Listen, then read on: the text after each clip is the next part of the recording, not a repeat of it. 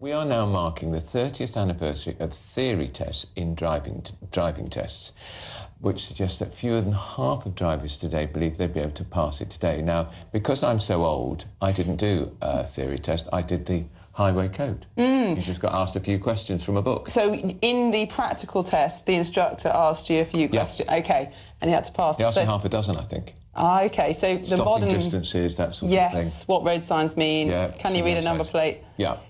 So, of course, in the modern test, well, 30 years old now, before you're allowed to sit the practical test, you have to sit a theory test on a computer in a test centre. Really? And you have a combination of questions about the highway code and stopping distances.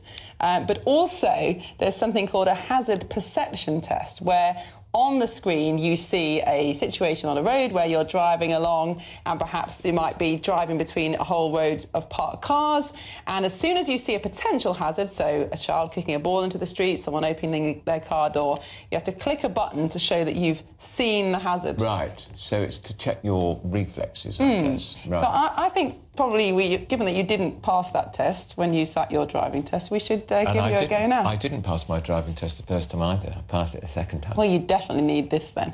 So it's a mock hazard... We have shiny buzzers here, and I warn you, I'm probably going to disrupt this test. Yes, so for our radio viewers, we're going to show some potential hazards on the screen. And Andrew is going to click his buzzer when he sees something that he should be avoiding. Here we go.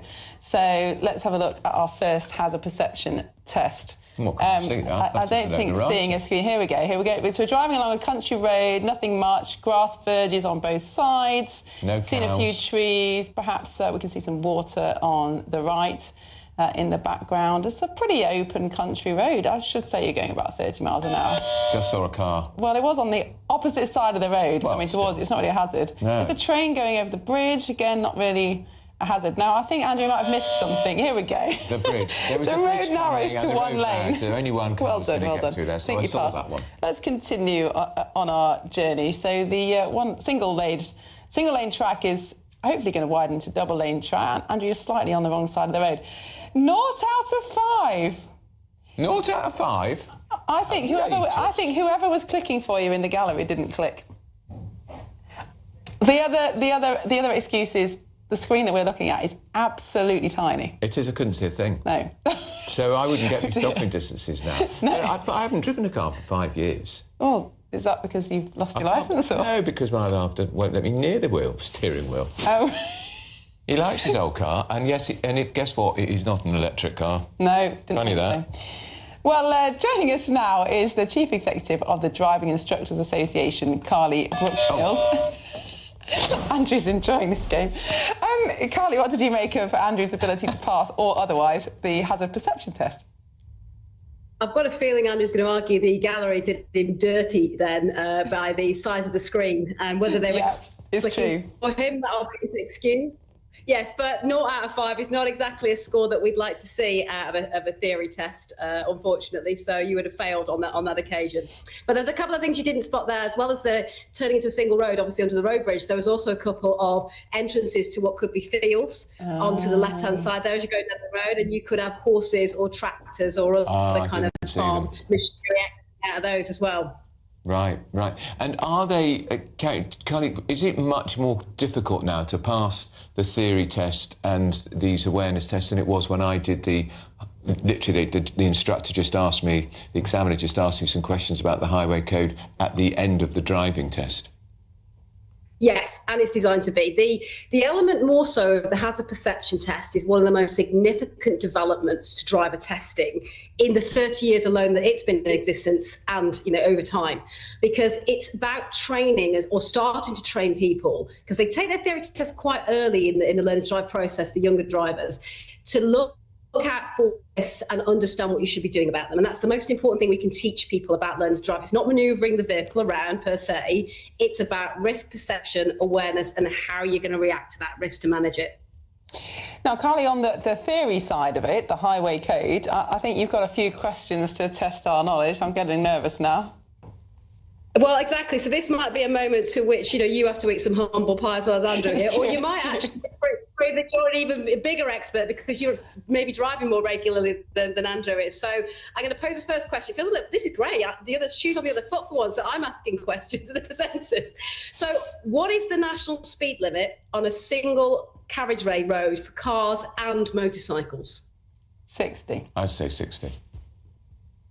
Ding, ding. You're a winner. What is the recommended gap between you and the vehicle in front of you? At what speed? In normal conditions, I'm going to be kind and give you that Yeah, that but at what speed, though? In a traditional 30-mile-an-hour zone. Put in? 140 feet. 30 miles an hour. 140 feet. At 30 miles an hour? Actually, I'll give you a clue. It's actually a time gap, not a distance gap. So what? 2 seconds. Yes. I could be cruel and ask you a bonus question about foggy conditions or in the wet and things like that, but I won't be that cruel. I'll move on. It would probably take 2 seconds to do 140 feet. Yes, plus thinking time. Yeah. Yes, but in the test, it will be traditionally reflected as a period of time versus distance. So there should be a sign flashing up on the screen now. What does this sign mean? UFO. Now we can really tell you haven't driven for 5 years. Don't give that man. Have you still got a license? Yes, I have. But I hope This they're is not an argument watching. for retesting.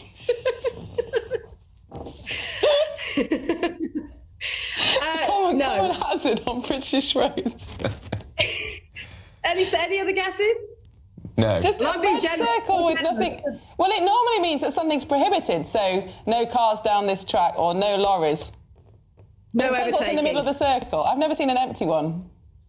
I'm going to say, I don't think that's supposed to be empty. There's definitely got to be supposed to be something in there. So I don't know whether it's the visual in the studio, but I think you've been done dirty again. Okay, so our producers have failed us basically. What's supposed to be in the middle of the circle, Carly? One with black, one with white. So it's basically a no overtaking sign. Oh right, okay, yeah. Okay, Yeah, you've got one more, I think. Yeah, and then what is this sign? What? It's 2 ways, as in traffic moving in both directions. Usually you see one like that after it's just been one direction. There you go. So basically, end of a dual carriageway. Right. Yes. Okay. I knew that. So I knew that one. obviously. I think we have a true winner rather than a claiming to be winner. Well, it's lucky because I do drive regularly. So also, my eldest child has just passed his driving test about 2 months ago. So I have had the advantage of seeing some of these materials recently. I cheated, in other words.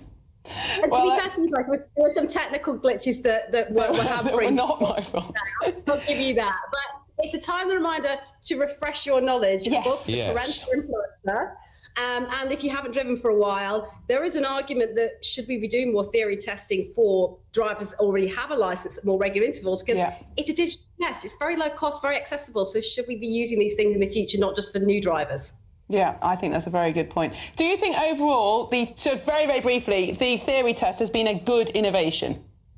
Absolutely. Yeah, it's been one of the best interventions that we've seen in the last 30 years of driving, because it's very much focused on the most important thing about driving, spotting risk and being able to mitigate it and manage it.